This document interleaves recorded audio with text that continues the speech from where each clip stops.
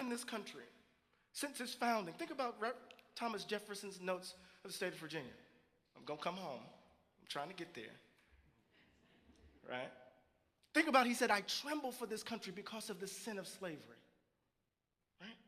He was afraid of what that meant, the divine punishment that would come for holding another human being in slavery. And he writes that particular formulation in the section on habit formation. Because he said, what happens to a child who witnesses the violence of slavery? Something is broken on the inside of such a child who experiences that. Something happens to their character, Jefferson suggests. But in that moment of fear, right, it drives policy. Think about, right, the fear of Abraham Lincoln in the second inaugural, supposedly the second founding. Think about the fear surrounding Black rage with the Black Panther Party. You know, that cover of the New Yorker where they had Obama dressed as a Muslim and Michelle Obama as Angela Davis.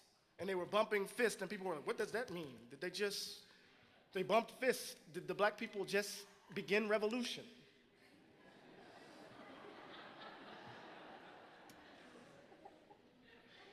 Fear. Fear drives policy. The moral panics around the so-called super predators, where the data suggested was not true. What did the moral panics do? It drove mass incarceration. Think about what happened with the Central Park Five. Those babies were innocent. Their lives stolen. Think about all the millions of folk who are locked up because of fear. Fear driving policy. We can no longer be afraid. And that fear actually drives our political behavior, Black political behavior. As I said earlier, we're afraid to trigger your fears. So we will grit our teeth in the moment which you say something a little off color. Our fear of triggering white fear affects our behavior. So we're masking day in and day out, walking past each other, not really seeing the humanity of the person right in front of us. No wonder we're stuck. But Malcolm X said this, and I'm going to say this in front of you guys and make you mad. I don't care. We have to stop sweet talking.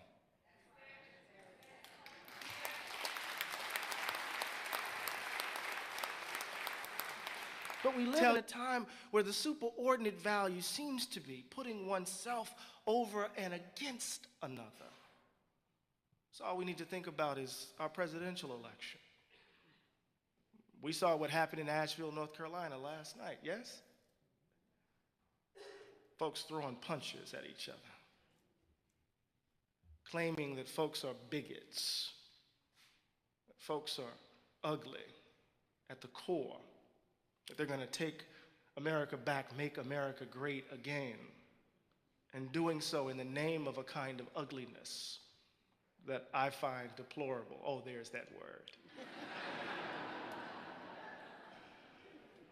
But I want to take this back. I want to take it out of the easy target, at least for someone like myself, of Donald Trump. I want to think about this in the broader context of the United States. We live in a society where we can tell ourselves that we've turned an economic corner, that we have come out of the Great Recession. And when you look at Black and brown communities in this country, when you turn your attention to those who are not, quote unquote, one of you, what do we see? We don't see a community that's come out of, depression or come out of economic recession. We see a community struggling to make ends meet, right? I interviewed a young woman by the name of Christine Frazier. I write about this in the book. And Christine played by the rules, did everything right? Her husband died. She lost her job, and she couldn't make ends meet. She couldn't pay her house note. And the sheriff's office came in the middle of the night, 3 o'clock in the morning, and they unlocked the door, and they told her and her mother and her daughter and her grandson to get out, and they proceeded to empty the house of a lifetime worth of memories, to put all of it in the yard. She said, they came into my home like I was a drug dealer, but they knew that dogs were there. And she said they told her they didn't have any place for her to go. And they said to her, you have to figure out what you're going to do. But they knew dogs were there. So they called animal shelter. And she said the pain of losing the house was one thing, but they came with the place for my dog. We live in a country, right, where we can talk about turning a corner, but there are people right in our midst, right, who are struggling to make ends meet, people who are working hard, who are honest, who are trying to make ends meet, but we disremember, we think it's their fault. Right? So in the book, I talk about the Great Black Depression. I talk about the fact that black folk lost their homes, over 240,000 homes lost as a result of the collapse of the housing market. I talk about, right, the fact that over 38%, 40% of black children are growing up in poverty. I talk about the downward mobility as African Americans experience the loss of incomes, the inability to dream big dreams for their children because they can't make ends meet. And we live in a country, right, that says we've turned the corner. Right? But let me say this really quickly. Y'all all right? I don't know why you invited me here. I'm going to tell the truth. I'm going to tell the truth. In my mind, democracies require particular kinds of dispositions to work.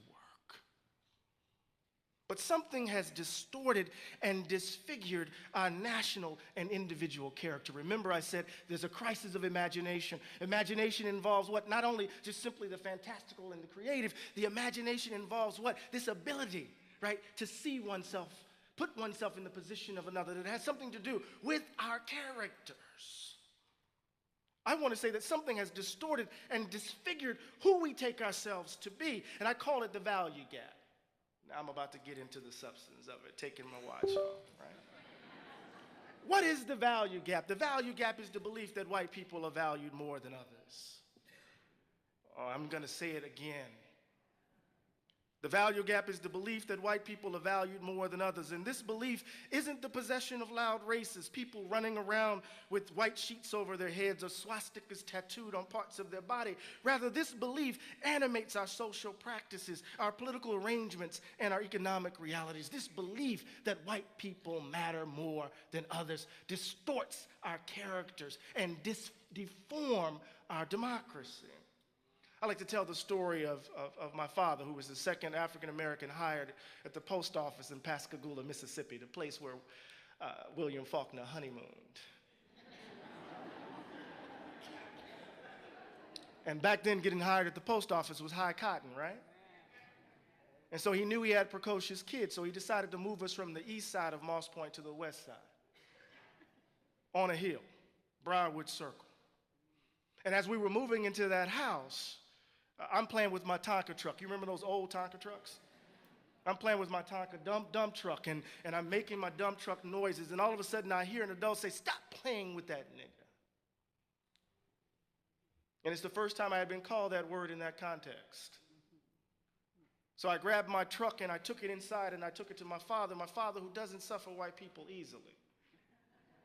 Right? Ran outside and he did whatever he did.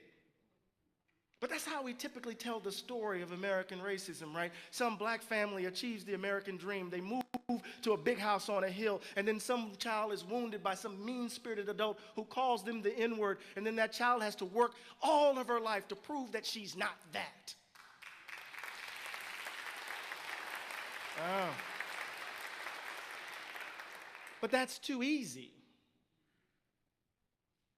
It's too melodramatic. It's too all my children-like. My mother's favorite soap opera. Because I already knew at the age of 8 and 9 years old that we were moving from the black side of town to the white side of town. I already knew because Rose Drive, where we used to live, because the pipes are bad, every time it rained, it flooded. I already knew because the sidewalks weren't paved like they were on the west side. The baseball diamond wasn't cut as regularly as it was on the other side. The houses were smaller. The schools weren't as financed. The town, that side of town was subject to layoffs by Ingalls, the shipyard, paper mill. I already knew in the very built environment that something said that those folk over there were less valued than those folk over here. We want to look for the bad racist. right? The obvious racism, but we are making choices day in and day out, right, that sustain racial inequality in this country. My colleague Imani Perry calls it a cultural practice of inequality. Let me give you an example of what I mean. I believe the planet is actually getting warmer.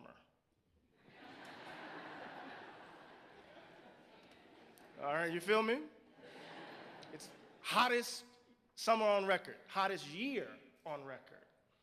But if you look at my house, and you look at my car, and you look at my light bulbs, you look at the way I live my life, the daily choices I make, you would think I believe the planet was all right. My day-to-day behavior suggests that I am a climate change denier. So there are folks running around here who are saying that they are committed to racial inequality, but their choices. I just want my kids to go to the best schools. The social sciences have already said that whenever you hear that phrase, it's usually a proxy for how many black and brown kids attend my school. I want my neighborhood to be safe. We know what that means. I want my property values to stay. We know what that means. Right? So it's in the kind of water, the cultural practice, the value gap is evidenced. Let me give you a quote from James Baldwin in The Uses of the Blues. Y'all all right? Baldwin clearly states what he takes to be the Negro problem. I'm talking about what happens to you if you've barely escaped suicide or death or madness or yourself. You watch your children growing up, and no matter what you do, you are powerless. You are really powerless against the force of the world that is out to tell your child that he has no right to be alive, and no amount of liberal jargon, no amount of talking about how well and how far we have progressed does anything to soften or to point out any solution to this dilemma. In every generation, ever since Negroes have been here, Baldwin writes, every Negro mother and father has had to face that child and try to create in that child some way of surviving this particular world, some way to make the child who will be despised not despise himself. I don't know what the Negro problem means to white people, Baldwin writes, but this is what it means to the Negro. What does it mean to try to construct an idea of the South in a country that is organized in every single way on the basis, on the grounds of the value gap? Not because people are mean-spirited, but it's because it's in the very DNA of the country. And this is what makes addressing the problem, I'm leaving my notes now. This is what makes addressing the problem of white supremacy, of racial inequality in this country so difficult, because we refuse to look the ugliness of who we are squarely in the face and dare to imagine ourselves differently.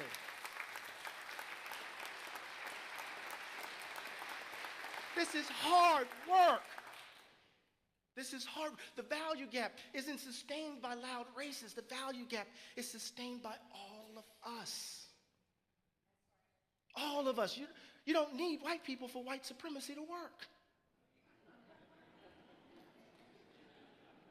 When I'm in New Jersey and I'm driving down Stuyvesant Avenue in Trenton, I hold a set of generalizations about the people who occupy that particular neighborhood. It's known as Little Iraq.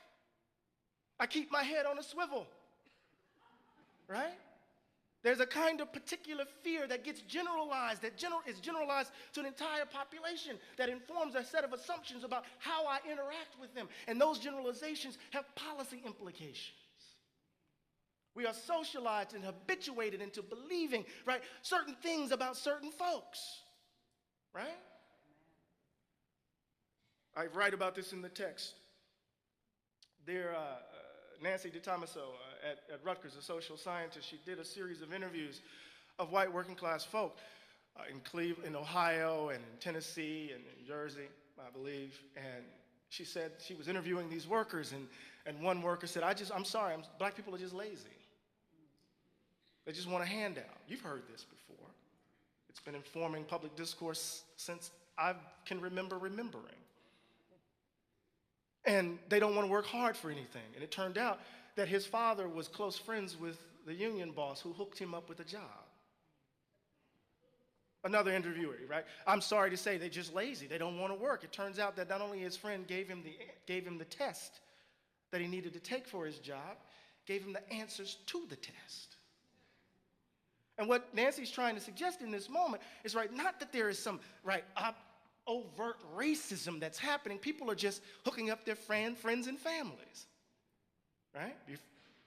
That it's what she calls opportunity hoarding, that racial inequality actually is perpetuated through social networks, right? And because we're so deeply a segregated society, our social networks are typically, 75% of our social networks are 100% homogeneous. So opportunities pass through certain networks that do not pass through others. Right? I'm just helping out my child. I'm not being racist. Right? I'm just helping out my neighbor. I'm not being racist. I said something jokingly to a friend the other night. I said, if we want to solve black-on-black crime in the United States, we just need to integrate neighborhoods. And they didn't quite get it. I said, some of you didn't get it either, right? Most crime takes place, right, because of proximity. White on white crime. 83% of crime that happens in white communities happens between white and unwhite people. 91% happens because our neighborhoods are segregated. If we all move together, then we'll just be criminal with each other. I don't know.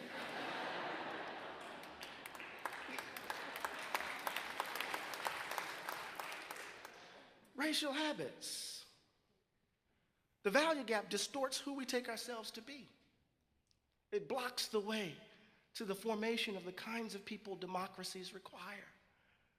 I was just talking about, with Reverend Hart Anderson, about Abraham Lincoln's rejection of the monstrous injustice of slavery, but his commitment to the belief that white people were superior than black people. And how those commitments blocked the way from him becoming the kind of human being his idea of democracy required. What does it mean in our country that we can hold the ideals of democracy, and when those ideals are extended to black and brown people, we are willing to erode the social safety net? Right? Welfare, for much of the New Deal, right, was in fact a project of Southern Dixiecrats aimed at addressing poor white Southerners. But the moment the face of the welfare state became black, as my colleague Martin Gillens writes, it became, right, an emblem of the problem with big government. What happens when we're willing to turn our backs on an idea, a robust idea of the public good, because it involves people who are not like us? It means that we're willing to throw democracy into the trash bin over the idea, over our commitment to the idea that some people, because of the color of their skin, are valued more than others. It's the value gap. It's at the heart of our problem. The value gap is evidenced in our habits of living, habits that define where we live, where we work. I can't begin to tell you how often I have to leave the particularity of my experience at the door in order to make white people comfortable. It's almost as if, as James Baldwin writes in Notes of a Native Son, we have to make ourselves blank in order to wash away your guilt. And so we dance this dance, America's racial theater. It's this dance so that you can't be called a racist and I can't trigger your fears. Huh?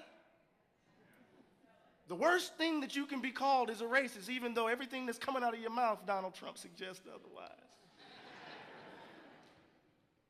Right? We find ourselves in this dance, unwilling to confront the ugliness of who we are. Just think about this. The last piece of great legislation passed in the Great Society was the 1968 Fair Housing Act. I'm watching my time. 12 years later, Ronald Reagan is elected. 12 years later, there is the triumph of a political ideology designed to undo the Great Society and the New Deal. Did we fix the country in 12 years? 1965, the Voting Rights Act, right? By 1980, wholesale attack. We don't need to protect them anymore, right? Shelby. We don't need to do it. And what happens after the Shelby decision recently, right? We get a proliferation of attacks on voter registration, voter IDs, right? Think about it. At every turn, at every moment of progress in this country, we have seen a reassertion of the value gap. At the moment in which we give voice to the principles of liberty and equality, right, in the context of the American Revolution, what do we get in response? We reconcile those principles with racial slavery. John Adams, it is said to King George, "We will not be your Negroes." At the very moment in which he's giving voice to an idea of freedom is predicated upon an intimate understanding of unfreedom, a reassertion of the value gap. In the moment of radical reconstruction, we offer, right, a vision of multiracial democracy. What do we get in response to radical reconstruction? We get convict leasing, right? Convict leasing. You wouldn't have the city of Birmingham without the labor, the forced labor of convicts, quote unquote.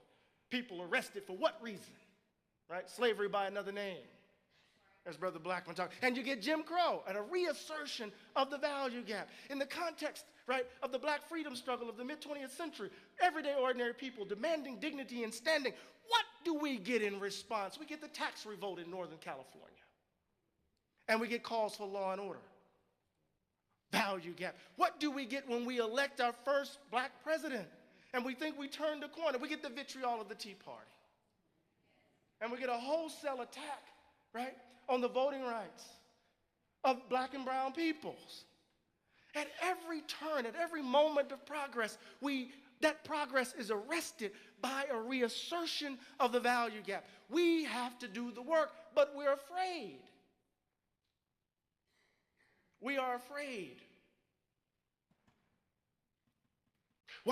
So guys, I hope you have watched and listened to that powerful message from our black professor coming out and telling us exactly the reasons to why the white people, they are so afraid of black people, because they don't want black people to unite, because they also know that black people, we are very strong, and also black people, when we come together, we will overpower them. I've been telling you that you can see the population of black people. The population of black people, it is growing each and every day.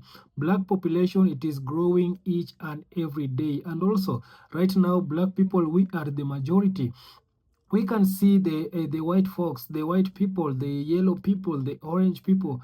Their population, it is decreasing each and every day. So this tell you that it will be a point whereby these other races, they will start to respect us black people. So the only thing that these people, they are seeing towards black people, they want they do anything possible to divide us black people. And also, these people, they don't want us to grow beyond them. They don't want us black people to grow and develop beyond them. And that's why they always want to be on top of the black person.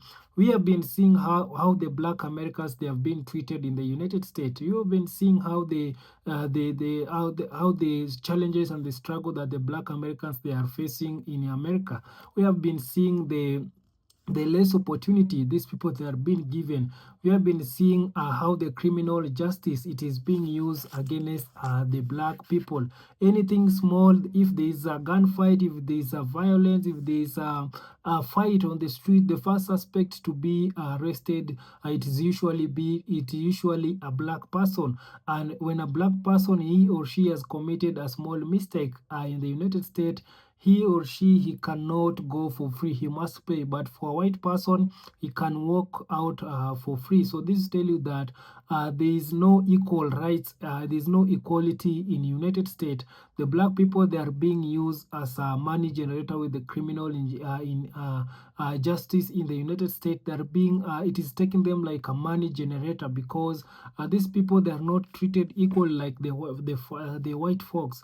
So these are some of the challenges and the struggle that the black people, they are facing in United States. It is not only in United States, also black people, whenever we are in these Western countries, majority of black people, they are going through a lot of challenges and the struggle. But I'm so happy to see majority of our black professor, they are coming out and educate us and telling us exactly how the white people, they are treating us black people, how the white people, they are fearing us, how they are so afraid of us black people. And also these people, they know black people, we are very smart, so the only thing that these people they're using against us, it is not us black people supporting each other. And that it is one of the big thing that these people they usually use against us black people, because these people, they want us always black people to fight each other. They want us black people not to unite. They usually made us black people to fight our fellow black people. They usually made us black people not to support our fellow black people. They all want us black people to support these other races, but not our own races. And that's why these people, they usually see us as people we are confused, because how comes black people we only supporting these other races? Because we'll find out that black people is the only races which usually go and do shopping to the white store, to the Chinese store, to the Indian store. But it is so rare, to find white folks or Chinese or these other races go to the black store and support them. It is very, very rare to find that one. So for me, I can tell you that it is now the right time for us black people to support our own and to support each other. We need also to grow. We need also to come together. These other races, they need also to respect us. They need also to not to call us as a people who we are confused, as a stupid race in this world. No, we want also them to respect us, uh, and these people, they need also to be afraid of us, not to do anything bad to our fellow black people wherever they are. So kindly guys, I don't want to talk too much. Subscribe if you haven't, like this video, share, and also comment. See you in my next one. Bye bye.